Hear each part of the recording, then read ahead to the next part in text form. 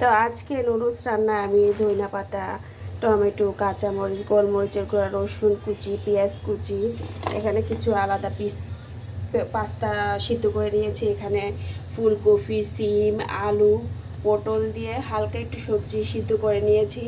এখানে দুটা ডিম ফাটিয়ে ঝোড়া করে নিয়েছি। এখানে ম্যাজিক মশলা 3টা।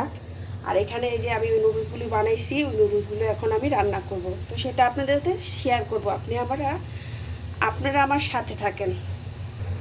আর এখানে যে সয়া সসটাও দিব আমি। তো এখানে আমি কড়াই বসিয়ে নিয়েছি, এখন কিছু রসুন কুচি দিয়ে দিব।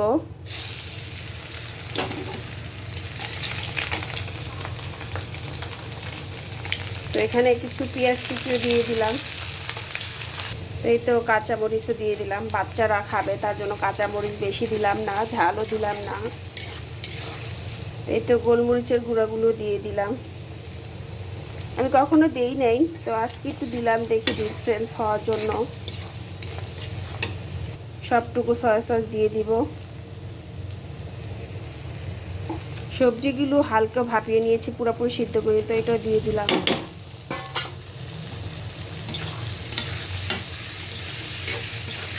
তো ভালো করে নেড়ে চেড়ে মিশিয়ে নেব সবজির সাথে। তো এখন আমি মশলাটা দিয়ে দিতেছি, ম্যাজিক মশলাটা 3টা।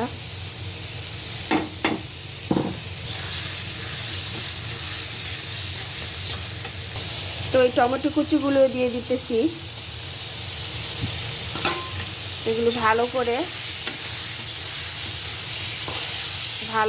করে নেড়ে চেড়ে মিশিয়ে নেব।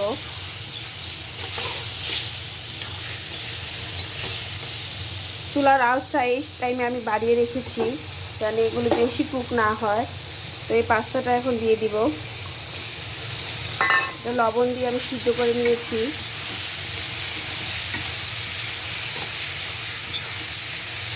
এখানে ডিম কুচিটাও দিয়ে দিব।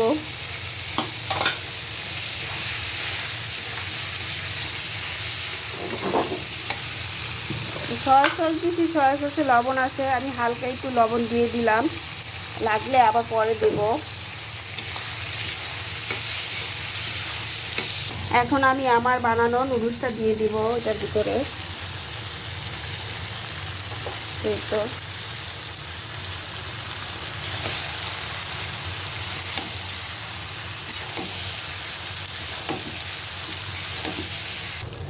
এই তো আমি অফ ক্যামেরায় ভালো করে মশলাগুলো ভালো করে মিশিয়ে নিয়েছি। এভাবে আপনারা ঘরের পরিবেশে নুডলস বানিয়ে খেয়ে দেখবেন, অনেক ভালো লাগে। আর এটা স্বাস্থ্যকর খাবার।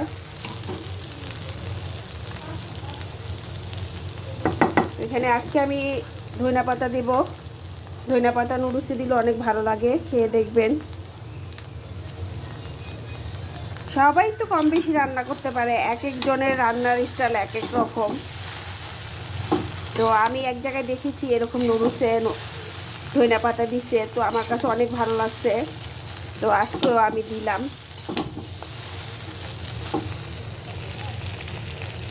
এই তো হয়ে গেছে আমার নুডলস রান্না।